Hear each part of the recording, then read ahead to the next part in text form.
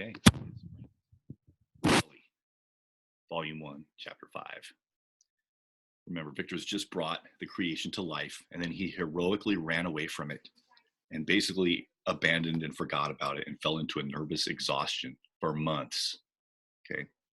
He comes to, and his friend Clerval does the following. Chapter 5. Clerval then put the following letter into my hands. To Victor Frankenstein, my dear cousin. So this is from Elizabeth. I cannot describe to you the uneasiness we have all felt concerning your health. We cannot help imagining that your friend Clerval conceals the extent of your disorder, for it is now several months since we have seen your handwriting, and all this time you've been obliged to dictate your letters to Henry. Surely, Victor, you must have been exceedingly ill, and this makes us all very wretched, as much so nearly as after the death of your dear mother. My uncle was almost persuaded that you were indeed dangerously ill, and could hardly be restrained from undertaking a journey to Ingolstadt. Clerval always writes that you are getting better. I eagerly hope that you will confirm this intelligence soon in your own handwriting. For indeed, Victor, we are all very miserable on this account. Relieve us from this fear, and we shall be the happiest creatures in the world. Your father's health is now so vigorous that he appears 10 years younger since last winter. Ernest also is so much improved that you would hardly know him. He is now nearly 16 and has lost that sickly appearance which he had some years ago. He has grown quite robust and active. My uncle and I conversed a long time last night about what profession Ernest should follow. His constant illness when young has deprived him of the habits of application, and now that he enjoys good health, he's continually in the open air, climbing the hills or rowing on the lake. I therefore propose that he should be a farmer, which, you know, cousin, is a favorite scheme of mine. A farmer's is a very healthy, happy life, and the least hurtful, or rather the most beneficial profession of any. My uncle had an idea of his being educated as an advocate, that through his interest he might become a judge. But besides that, he is not at all fitted for such an occupation. It is certainly more creditable to cultivate the earth for the sustenance of man than to be the confidant and sometimes the accomplice of his vices, which is the profession of a lawyer.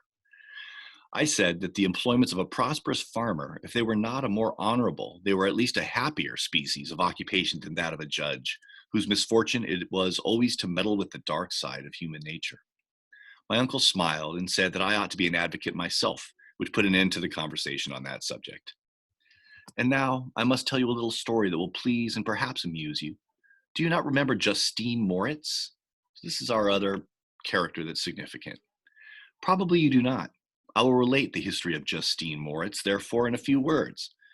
Madame Moritz, her mother, was a widow with 4 children, of whom Justine was the third.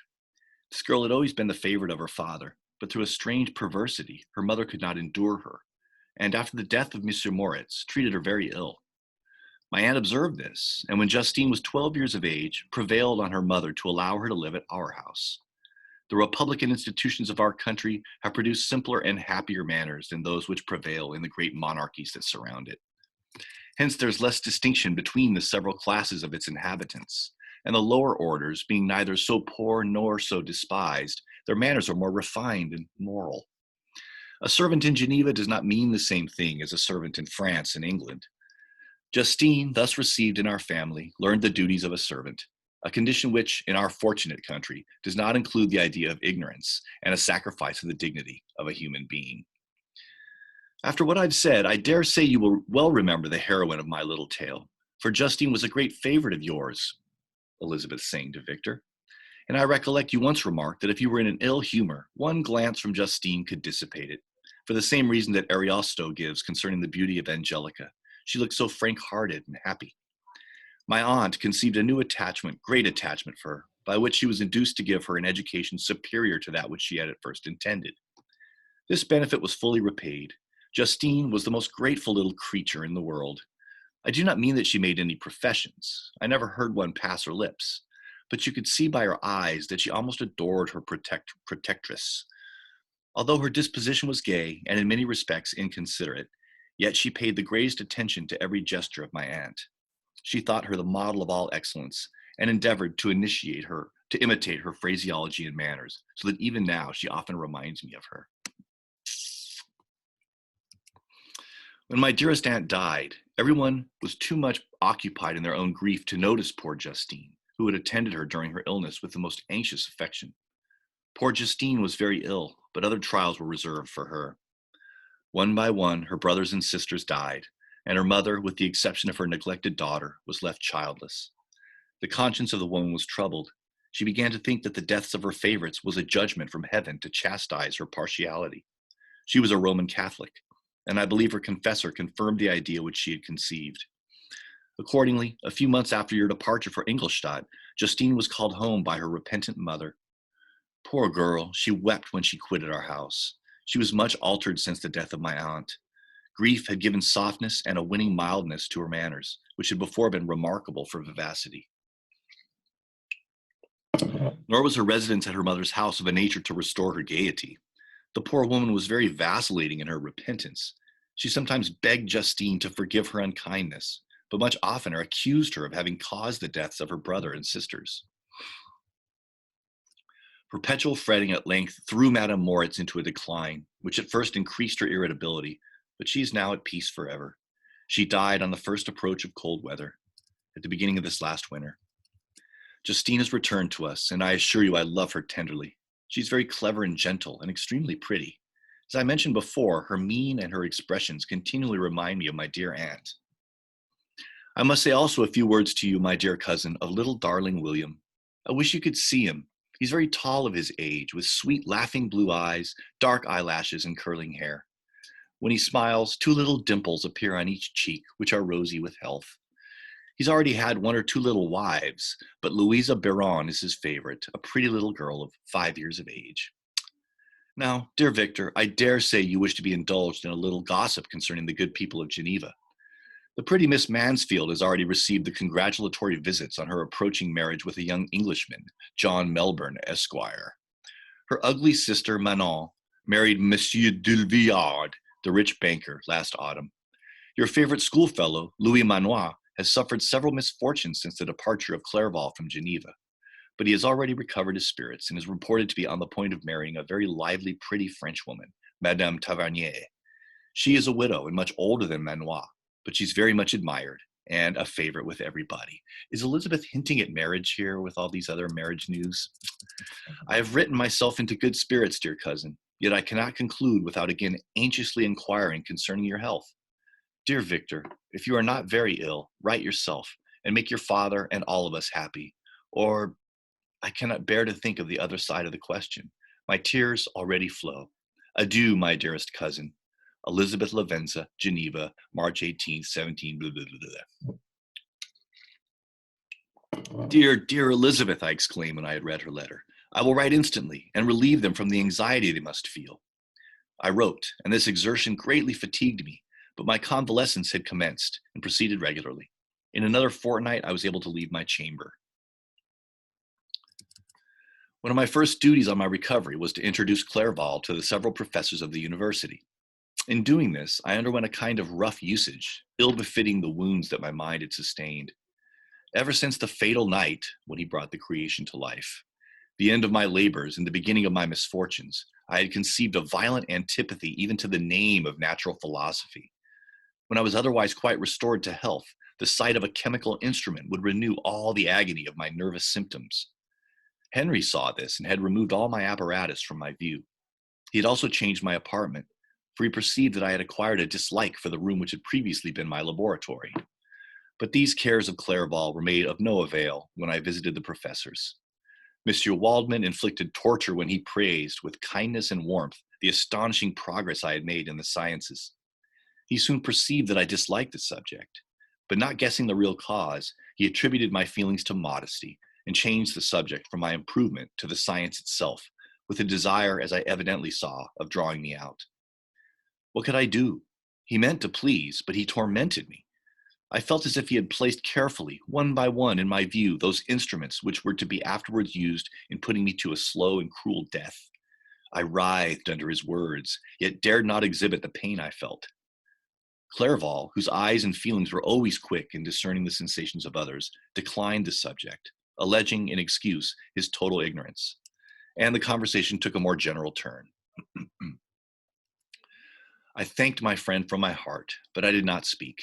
I saw plainly that he was surprised, but he never attempted to draw my secret from me, And although I loved him with a mixture of affection and reverence that knew no bounds, yet I could never persuade myself to confide to him that event which was so often present to my recollection, but which I feared the detail to another would only impress more deeply.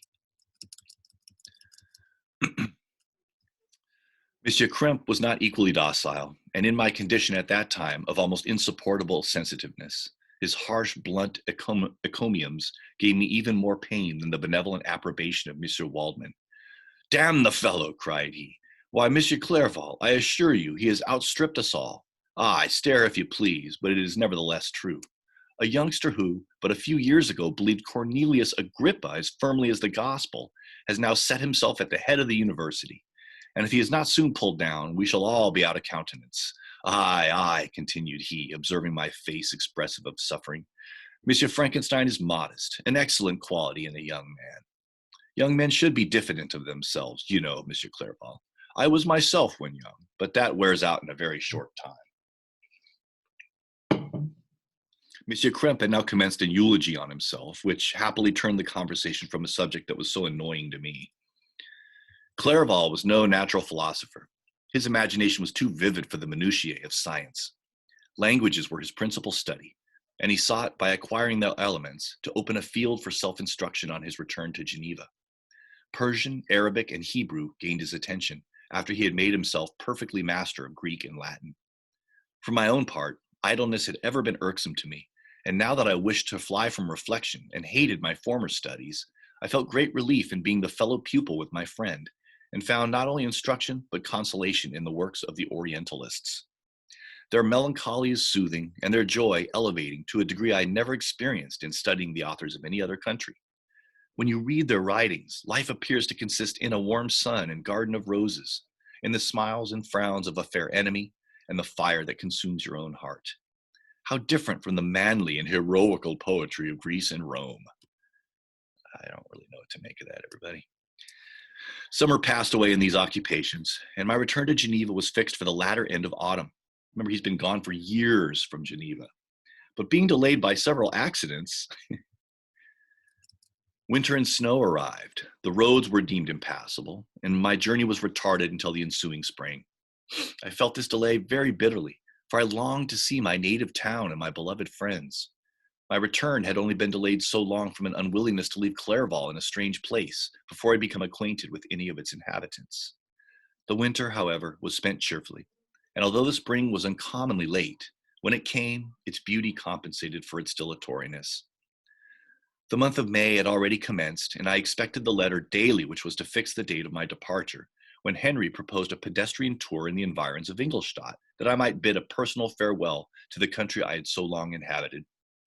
I acceded with pleasure to this proposition. I was fond of exercise, and Clerval had always been my favorite companion in the rambles of this nature that I had taken among the scenes of my native country. We passed a fortnight in these perambulations. My health and spirits had long been restored, and they gained additional strength from the salubrious air I breathed, the natural incidents of our progress, and the conversation of my friend. Study had before secluded me from the intercourse of my fellow creatures and rendered me unsocial. But Clerval called forth the better feelings of my heart. He again taught me to love the aspect of nature and the cheerful faces of children. Excellent friend, how sincerely did you love me and endeavor to elevate my mind until it was on a level with your own.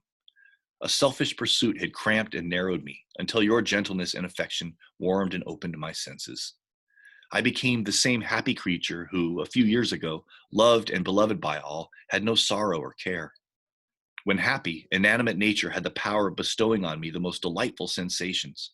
A serene sky and verdant fields filled me with ecstasy. The present season was indeed divine. The flowers of spring bloomed in the hedges, while those of summer were already in bud. I was undisturbed by thoughts which during the preceding year had pressed upon me, notwithstanding my endeavors to throw them off with an invincible burden. Henry rejoiced in my gaiety and sincerely sympathized in my feelings. He exerted himself to amuse me while he expressed the sensations that filled his soul. The resources of his mind on this occasion were truly astonishing. His conversation was full of imagination, and very often, in imitation of the Persian and Arabic writers, he invented tales of wonderful fancy and passion. At other times, he repeated my favorite poems or drew me out into arguments, which he supported with great ingenuity. We returned to our college on a Saturday afternoon. The peasants were dancing, and everyone we met appeared gay and happy. My own spirits were high, and I bounded along with feelings of unbridled joy and hilarity. Oh, he brought a creation to life and abandoned it, but life is great. Everything's going to be fine. Wow, the peasants are dancing. Okay?